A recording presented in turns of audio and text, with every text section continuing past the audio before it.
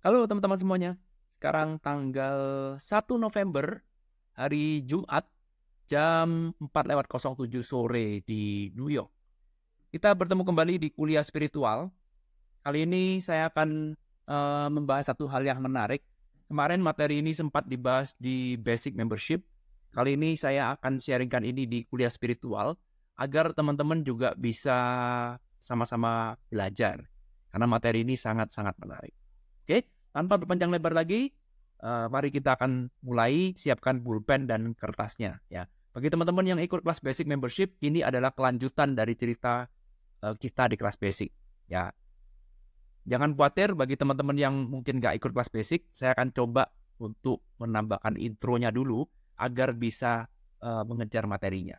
Good? Oke, mari kita segera mulai. Oke, nah kita akan berbicara tentang satu yang kita sebut sebagai mimpi, gitu ya, mimpi.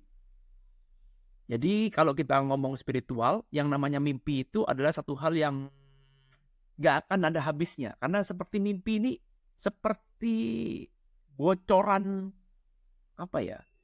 Seperti sebuah bocoran jawaban dari semesta pada hidup kita ini. Ya. Jadi seringkali orang itu berpikir ini berpikir bahwa sebenarnya hidup kita itu sama dengan mimpi, sama. Kalau kamu mengatakan bahwa mimpi itu adalah ilusi, gini kan? Mimpi adalah ilusi, maka sama juga hidup sebenarnya juga cuma ilusi.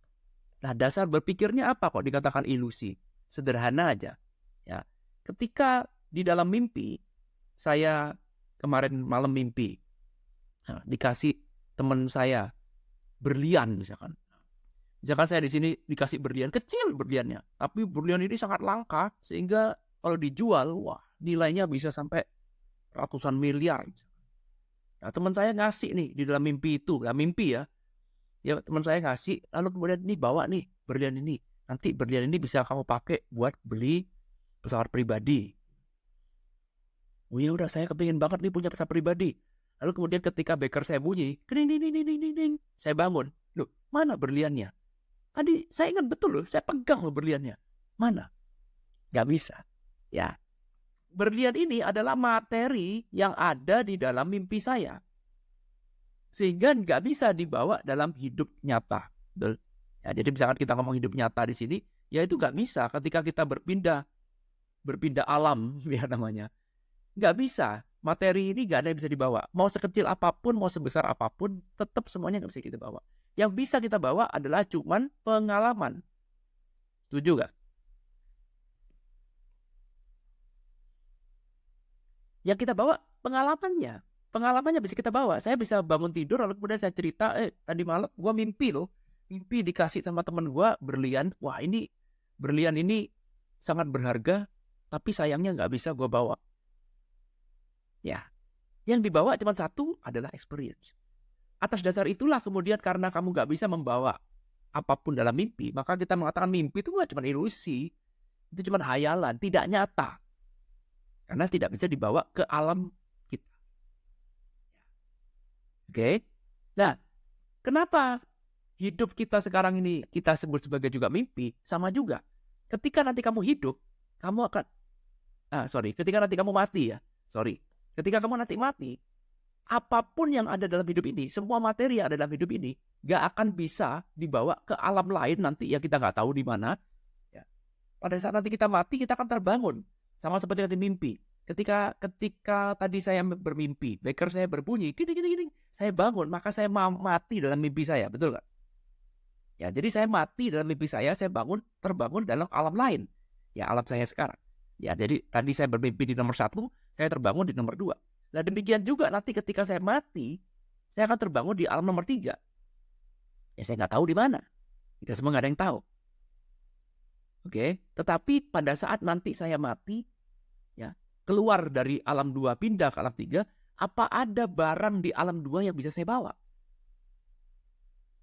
Gak ada. Mau seberapa pun saya cinta dengan barang itu, mau seberapa pun barang itu punya sangat arti luar biasa dalam hidup saya, gak bakal bisa kita bawa. Contoh misalkan saya mau bawa kacamata saya nih, ini kacamata saya, ini pemberian guru saya ini bawa hoki, saya mau bawa kacamata ini nanti pada saat mati.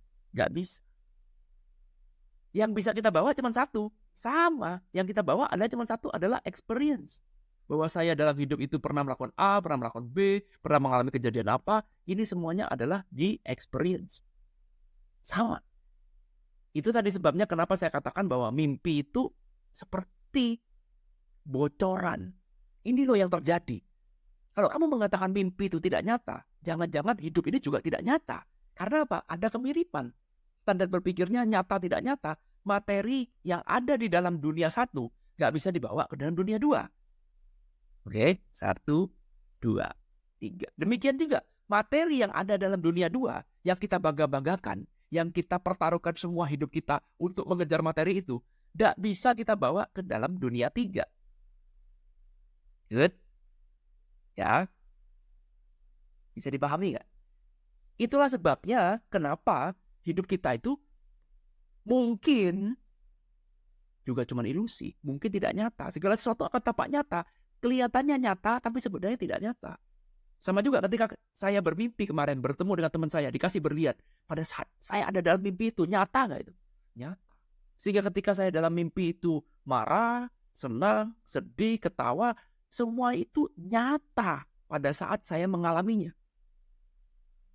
Ya, tetapi ketika saya terbangun, selesai, baru saya tahu, ternyata cuma mimpi tuh. Sama juga, nanti ketika saya mati, ya pada saat saya hidup, seolah-olah semuanya nyata. Ketika ada orang suka dengan saya happy. Ada orang benci banget dengan saya juga ikut sedih misalkan. Semua kesedihan dan kebahagiaan itu kelihatannya nyata pada saat saya hidup, pada saat saya mengalami. Tetapi ketika saya sudah mati, nanti saya terbangun di alam nomor 3, mungkin saya akan bangun, oh ternyata cuma hidup toh. Tuh, paham nggak poinnya?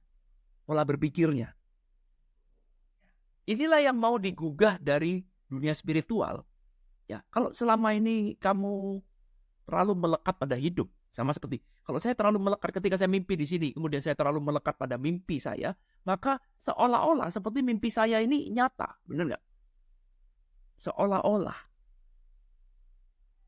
Semakin saya melekat pada mimpi, saya tidak mengetahui bahwa itu cuma mimpi. Ya. Demikian juga ketika saya semakin melekat dengan hidup ini, ketika saya hidup, saya juga tidak mengetahui bahwa ini cuma hidup. Semakin melekat, saya mengatakan semakin melekat itu akan kelihatan semakin nyata. Catat polanya. Semakin ini melekat, teman-teman, ya, maka sesuatu hal yang tidak nyata, ya, sesuatu hal yang sifatnya ilusi, akan menjadi semakin nyata. Saya ulang lagi. Oke, semakin kamu melekat pada hidup ini, maka sesuatu yang kenyataannya sebenarnya adalah ilusi, itu akan menjadi semakin nyata. Karena semakin kita melekat. Oke? Itulah sebabnya kenapa di dalam dunia spiritual kita diajarkan untuk melepas kemelekatan kita. Kemelekatan itu bukan cuma pada materi, kemelekatan kita pada hidup ini. Karena disitulah kamu mulai menyadari bahwa, benar juga ya, mungkin yang saya lihat nyata sebenarnya tidak nyata. Itu hanya bisa muncul, hanya bisa kita alami, hanya bisa kita sadari ketika kita mengurangi kemelekatan kita pada hidup ini. Apa yang membuat kita melekat pada hidup ini? Betul sekali, kamu melekat pada pikiran. Karena pikiran inilah yang memberikan respon, yang survive pada hidup ini. Semakin kamu melekat pada pikiran, semakin kamu juga otomatis melekat pada dunia luar alias hidup kamu. Catat. Karena itu kalau kamu kepingin tahu bagaimana Pak rasanya kita tuh melihat hidup dari sisi pandang berbeda, keluarlah dari kamu punya pikiran sejenak, bukan selamanya, sejenak. Kalau kamu selamanya keluar dari pikiran, lalu buat apa kamu hidup? Renungkan itu.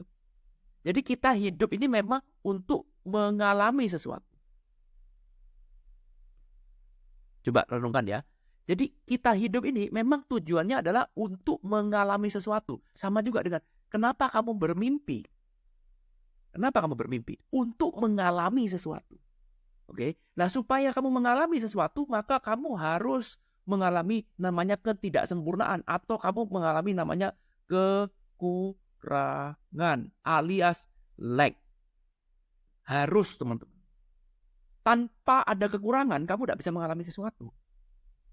Ya, kalau dalam bahasa kasarnya, supaya kamu bisa mengalami sesuatu, kamu harus di-downgrade. Ya, saya tahu kalau saya ini adalah mimpi. Ya, kita balik lagi ke mimpi. Saya tahu saya berada dalam mimpi. Tetapi supaya mimpi ini saya bisa mengalami semaksimal mungkin, maka saya harus di-downgrade, pura-pura tidak tahu. Atau rasa tidak tahu saya harus semakin besar. Supaya saya mengalami. Semakin kamu melekat pada mimpi itu, semakin besar kamu mengalaminya. Betul nggak? Jadi jangan mengatakan bahwa tidak melekat itu berarti satu hal yang bagus lalu kita kejar terus. Nggak bisa. Salah juga. Karena balik lagi, supaya kamu bisa mengalami, maka kamu harus punya kekurangan. Harus ada kekurangan. Harus tidak sempurna. Nah, ini lebih tepatnya lagi.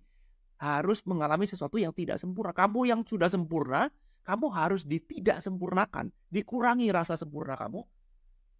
Barulah kamu bisa mengalami. Coba direnungkan. Ketika kamu sudah sempurna segalanya, apa mungkin kamu bisa mengalami sesuatu? Ya bisa. Kata kuncinya di situ. Catat ya, ini pelajaran mahal nih teman-teman. Saya share nih. Ini harusnya materi Dos Premium.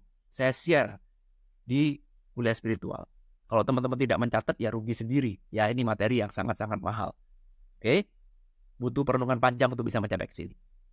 Oke, mari kita lanjutkan lagi.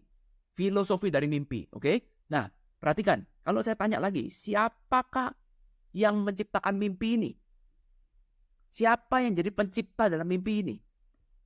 Mimpi adalah ciptaan dari ya saya sendiri. Ya, di mana ini adalah dalam pikiran saya. Ya, mimpi itu adalah data yang ada dalam pikiran saya. Jadi pikiran saya punya data. Data itulah yang jadi mimpi. Jadi bahan bakunya mimpi adalah data yang ada dalam pikiran saya. Oke. Jadi siapa pencipta mimpi? Ya, siapa yang punya ini? Betul? Yang punya ini adalah ya diri saya sendiri. Jadi di dalam mimpi, siapa penciptanya? Saya. Siapa sutradaranya? Jadi kalau misalkan kita ngomong diri sendiri adalah A, ya, maka di dalam mimpi A sama dengan sutradaranya. A sekaligus jadi pemainnya, tokoh utamanya. Pernah di sini ada yang mimpi jadi orang lain pernah? Ya. Misalkan saya adalah A, mimpi jadi B. Pernah? Nggak pernah. Nggak ada cerita seperti itu. Mimpi ya it's all about me. Koreksi kalau saya salah ya. Mungkin teman-teman punya pengalaman. Enggak Pak, saya pernah Pak. Saya di dalam mimpi itu jadi orang lain misalkan. Ya mungkin ya. Saya kan nggak tahu, saya bukan ilmuwan. Kalau memang benar ada seperti itu, silahkan komen-komen. Tetapi sepengetahuan saya, semua mimpi itu pasti all about me. Tentang saya. Nggak pernah bermimpi jadi orang lain. Yes, ada orang lain muncul dalam mimpi saya. Tapi orang lain itu ya cuma figuran. Cuma peran. Oke. Jadi di dalam mimpi itu A sebagai sutradara, A itu saya sebagai sutradara, saya pun juga jadi pemain. Jadi sutradara tahu apa yang menjadi skenario mimpi. Tapi sebagai pemain, saya tidak tahu. Harus tidak tahu supaya pemain ini jadi aktingnya bagus. Ya sutradara tahu orang dia yang buat. Tapi sebagai pemain, dia nggak tahu. Sehingga di dalam mimpi itu seolah-olah mengalir seperti kita melihat belum pernah mengalami kejadian itu. Ya di dalam mimpi itu ceritanya mengalir gitu. Ada yang tahu ceritanya akan jadi seperti apa kan tidak ada. Ketika nanti malam kita mau tidur mimpi apa aja kita nggak sadar, nggak bisa tahu juga. Jadi posisi kita berada di sini kan. Yang bisa kita sadarin. Padahal sebenarnya kita juga ada di sini. Sebenarnya. Oke. Jadi mimpi sebenarnya tidak lebih dari cuman sekedar panggung drama. Karena itu tidak nyata. Tetapi karena kita adalah sutradara dan pemainnya sekaligus, maka mimpi itu jadi kelihatannya nyata. Real. Oke, ini filosofi dari mimpi. Ya. Nah, supaya mimpi bisa ada, nih, saya tambah lagi ilmunya. Supaya mimpi bisa ada, teman-teman, harus ada yang menjadi penyaksinya. Harus ada orang yang kita sebut sebagai witnessing. Harus ada orang yang naruh atensi ke mimpi itu. harus ada penontonnya. Siapa yang menonton? Ya saya sendiri juga. Oh, jadi ada peran lagi. Satu A, ya dia juga sekaligus menjadi penonton at the same time. Dalam waktu yang sama, bayangkan. A sebagai sutradara, A sebagai pemain, A juga sebagai penonton dalam waktu yang sama. Anda nggak bisa ngajak, ini saya tidur sama istri saya sudah 15 tahun, sudah 20 tahun tidur bareng sama istri saya. Kemudian saya bilang, yuk kita nonton film mimpi saya. Nggak bisa. Yang nonton ya juga cuma saya. Nggak ada orang bisa lihat saya lagi mimpi apa. Nggak bisa lihat. Kalau saya nggak cerita, nggak ada orang lain tahu. Betul? Ya, jadi perhatikan, ada peran 1, 2, dan 3 dilakukan sekaligus dengan satu tujuan, saya ingin mengalami. Betul?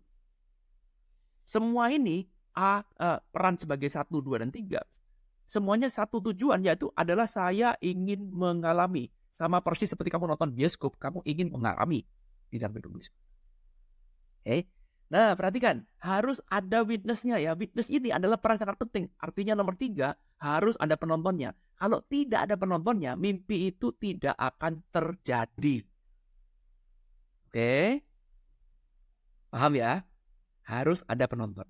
Harus ada pemainnya, harus ada sutradaranya. Semuanya jadi satu klub.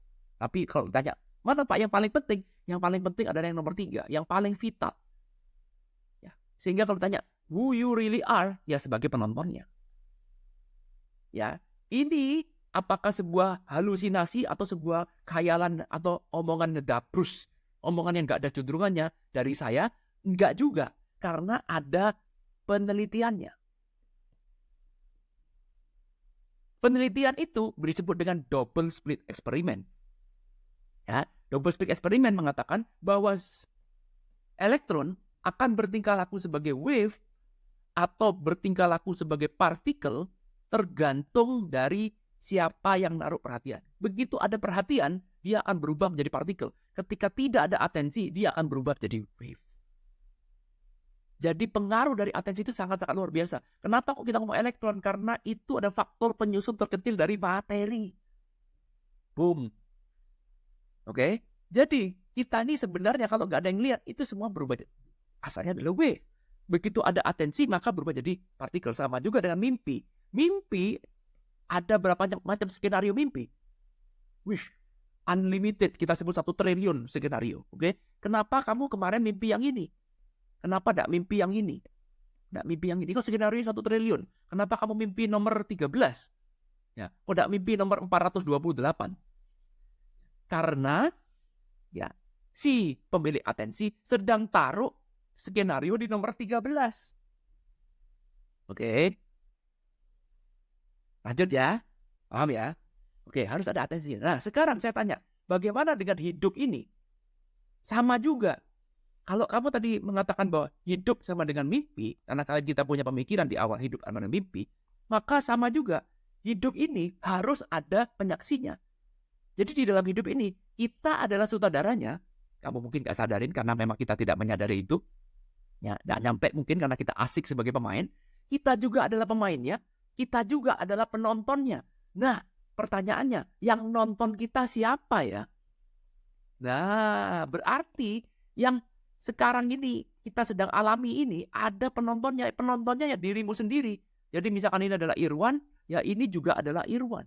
Cuman Irwan bedanya Irwan di titik 1 ini adalah Irwan sebagai peran. Kalau Irwan di nomor 2 ini adalah Irwan sebagai true self. Dalam banget. Dalam banget nih. Bedakan, Irwan di sini cuma sebagai peran. Orang yang ngomong di depan Anda sekarang ini cuma peran. Disuruh ngomong seperti ini, logatnya seperti ini, di ngomong di jam sekian, ada skripnya. Seolah-olah seperti saya ngomongnya spontan, padahal sebenarnya ada skripnya. Cuma pada saat saya memainkan, masa saya tunjukkan skripnya kan enggak? Ya ini terus. This is who you really are. Adalah sebagai witnessing. Sebagai penonton, orang yang naruh atensi. Karena kalau tidak ada dia, maka sekarang saya nggak ada. Saya sebagai materi. Saya sebagai wave. Ya, menjadi materi karena ada orang yang taruh atensi. This is who you really are. Karena itu kalau kita meditasi, kita keluar sebenarnya. Apa sebenarnya kalau kita meditasi? Kita tuh sebenarnya sejenak keluar dari sini ke sini. Bergambaran nggak? Sejenak. Bukan selamanya. Kalau selamanya, terus buat apa kamu hidup? No. Lalu kemudian kita kembali lagi menuju ke sini. Lah, yang punya kekurangan yang di sini. Ya kalau Irwan titik 1 tidak punya kekurangan, lalu apa yang bisa dialami? Tidak bisa. Tetapi Irwan di nomor 2 nggak punya kekurangan. Ini adalah Irwan yang perfect. Yang sempurna. Oke, dapat gambarannya ya. Tapi ini cuma sebentar, karena kalau kita meditasi, kita icip-icip dulu ke sini, berebut balik lagi ke sini. Karena kita harus melanjutkan hidup. Jadi kalau kamu hidup punya kekurangan, wajar nggak? Ya wajar. Jadi kalau sekarang kamu berdoa bilang, Tuhan tolong hidup saya, kalau bisa nggak usah punya problem. Tolong Tuhan kalau bisa hidup saya nggak usah ketemu sama orang-orang brengsek. Orang-orang yang tidak menyenangkan. Kalau bisa semua orang happy, bang. Semua orang pro dengan saya. Jangan cari orang yang tidak pro. Jangan, kalau bisa semua orang lover semua. Nggak boleh ada hater. Kalau bisa hidup tuh nasib baik semua, tidak usah ada nasib buruk. Bisa nggak? Ya mungkin kalau hidup isinya nasib baik semua, nah terus buat apa kamu hidup? Betul? Bisa nggak? Kalau bisa saya hidup tuh tercerahkan terus. Ada di zona power terus. Selalu positive thinking terus. Nggak pernah mengalami musibah. Happy terus. Hebat terus. Sempurna terus. Nah terus buat apa kamu hidup? Benar kan? Logikanya. Dan kamu memahami konsep seperti ini. Buat apa kamu hidup? Kalau sempurna terus. Tapi pada dasarnya kan saya sempurna. Who am I? Ada kan di sini kan? Betul. Kamu tidak salah. Nanti pada saat kamu mati, kamu akan kembali lagi menjadi sini kok. Yes, betul. Tapi kan kamu datang ke dunia untuk apa? Untuk experience something. Lalu buat apa kamu datang ke dunia kalau kamu pengen minta sempurna? Kamu sudah sempurna. Sudah. Kamu di downgrade untuk mengalami sesuatu. Sutradara sudah tahu semuanya, iya. Tapi pada saat kamu berperan, bermain sebagai peran, seolah-olah seperti kamu tidak tahu, supaya peran kamu jadi bagus. Benar gak? Make sense gak? Bisa dipahami gak? Good?